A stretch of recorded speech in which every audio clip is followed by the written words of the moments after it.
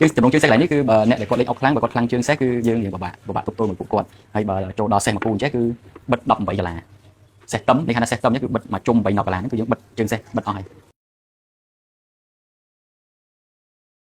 អូខេចាឥឡូវយើងមកបន្តវីដេអូរបស់យើងបន្តទៀតពាក់ព័ន្ធមួយការយើងរៀនលេងអុកចាក់ត្រង់អុកខ្មែររបស់យើងគឺសម្រាប់អ្នកដែលអត់ចេះសោះអញ្ចឹងយើងមកកាពីវីដេអូមុនយើងដឹងពីកលាអុកនៅលើកណារបស់យើងមាន64កូនមាន32មួយជាមាន16ឥឡូវយើងដឹងពីរបៀបដើរថារបៀបដើរកូនមួយគេដើរពីម៉េចអញ្ចឹងជាទូទៅត្រីមាន8គ្រាប់ម្នាក់អញ្ចឹងនៅពេលដែលត្រីនៅពេលដែលដើរគឺដើរត្រង់ដើរយើងដើរបានមួយកាំដើរទៅមុខដើរត្រង់ខាងត្រីខាងនោះគាត់ដើរដូចយើងដែរមានតំណប៉ុនគ្នាគឺដើរត្រង់ដូចគ្នាអញ្ចឹងយើងដើរមួយដែរឡើងត្រង់ត្រីនៅពេលដែលយើងស៊ីគ្នាមានថាយើងប្រយុទ្ធគ្នាយើងស៊ីយើងស៊ីខ្វែងដូចអញ្ចឹងអូខេដើរត្រង់តែដល់ពេលយើងស៊ីយើងស៊ីខ្វែងអញ្ចឹងអូខេនេះគឺជាការដើរត្រីហើយត្រូវចាំថាត្រីលក្ខណៈពិសេសរបស់ត្រីនៅពេលដែលយើងដើរ1 2 3 4នៅពេលយើងដើរដល់កន្លែងហ្នឹងគឺត្រីគឺត្រូវបកបើយើងរាប់ពីកន្លារបស់យើង1 2 3 4 5 6គឺកន្លាទី6នៅពេលយើងដើរបានដល់កន្លែងហ្នឹងបកហើយឋានៈវានៅពេលដែលបកគឺឋានៈវាស្មើនាងឋានៈវាគឺស្មើនាងនេះអញ្ចឹងនៅពេលដែលឋានៈស្មើនាងការក្បួនក្នុងដើរវាគឺដើរខ្វែងដើរសញ្ញាខ្វែងអាមនេះក៏បានដើមនេះក៏បានដើមនេះក៏បានដើមនេះក៏បាននេះគឺជាលក្ខណៈពិសេសរបស់ត្រីកូនសដូចគ្នានៅពេលដែលកូនសត្រីដើរបានមកដល់កន្លែងទី6ដូចគ្នាគឺបកដូចគ្នាឋានៈគឺស្មើនាងហើយដើរខ្វែងដូចគ្នានេះគឺជារបៀបលក្ខណៈដើររបស់ត្រីអូខេអញ្ចឹងឋានៈបន្ទាប់គឺនាងគឺដើរវាមិននាងគឺយើងដើរខ្វែងនេះដើរខ្វែងទៀតដែលឋានៈស្មើនៅពេលដែលត្រីបកឋានៈស្មើនាងគឺនាងគឺដើរបកអញ្ចឹងហើយនេះគឺឋានៈម្ដងទៀតគឺគោយើងដើរលើសនាងតមួយកន្លាទេគោយើងដើរបានទៅត្រង់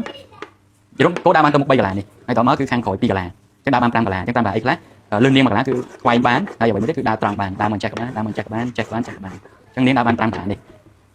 អញ្ចឹងក្បួនដើរបន្តទៀតគឺជើងសេះយើងដើរបានជាលក្ខណៈភ្លើងមានថា1 2 3 4យើងដើរមិនចេះមកចេះក៏បានហើយយើងយកគោលនេះមួយសេះដើរមិនចេះក៏បានមួយសេះគឺដើរបាន8ចំណុចហើយយើងដើរលក្ខណៈភ្លើងខ្លីនិងភ្លើងវែងដើម្បីស្រួលបញ្យល់ណាអញ្ចឹងហក់មិនចេះក៏បានកន្លែងនេះហក់មិនចេះក៏បាន2កន្លាហើយយើងយកគោលនេះដើម្បីវាឃើញជើងសេះធំអញ្ចឹងសេះនេះហក់មិនចេះបានដើរមកកន្លែងនេះសេះនេះហក់មិនចេះក៏បាន2សេះនេះហក់មិនចេះក៏បាន3សេះនេះហក់មិនចេះក៏បាន4អញ្ចឹងមកជាយើងដើរសេះជើងសេះដើរបាន4សេះហក់មកជាខាងស្ដាំវិញម្ដង1មកខាងនេះក៏បាន2មកខាងនេះក៏បាន3មកខាងនេះក៏បាន4ជើងសេះយើងអាចដើរបានជាលក្ខណៈភ្លើងខ្លីភ្លើងវែងហើយយើងដើរបានរហូតដល់8ដែលខ្ញុំបានរៀបរាប់អញ្ចឹងនេះគឺទម្រង់ជើងសេះចំណងជើងសេះកន្លែងនេះគឺបើអ្នកដែលគាត់លេងអុកខ្លាំងបើគាត់ខ្លាំងជើងសេះគឺយើងពិបាកទប់ទល់មួយពួកគាត់ហើយបើចូលដល់សេះមួយគូអញ្ចឹងគឺបិទ18ដុល្លារសេះទឹមនេះគេថាសេះទឹមនេះគឺបិទមកជុំ8ដុល្លារនេះគឺយើងបិទជើងសេះបិទអស់ហើយពិបាកមើលនៅពេលដែលសេះមួយគូអញ្ចឹងអូខេបន្តមកទៀតគឺកូនដែលខ្លាំងនេះគឺទូកគឺយើងដើរបានត្រង់តែម្ដងបើគោយើងនៅតាមនេះយើងដើរបានដល់តាមនេះក៏បានដើរមួយកម្មក៏បានពីរកម្មក៏បានដើរពីនេះមកនេះក៏បានបើយើងគោយើងនៅហ្នឹងយើងដើរពី1ដល់1ក៏បានឲ្យតែត្រង់ដើរពីលើចុះក្រោមចេះមកចេះក៏បានដែរនេះគឺទូកគឺគាត់ដើរសេរីតែគាត់ដើរបានតែត្រង់ទេមិនមែនកាច់កង់ដូចខាងជើងសេះទេហើយចំណែកអង្គយើងគឺដើរបានមកជុំដើរបាន8កន្លះតែដើរបានតែមួយដើរនេះក៏បានដើរមកនេះក៏បានយល់គឺមកជុំនេះហ្មងតែគាត់យើងដើរបានតែមួយកម្មអូខេអញ្ចឹងអ្នករៀនអុកដំបងយើងអាចទៅមួយគ្នាទៅនេះគឺជារបៀបដើរនៃទម្រង់អុកចាក់ត្រង់ខ្មែររបស់យើង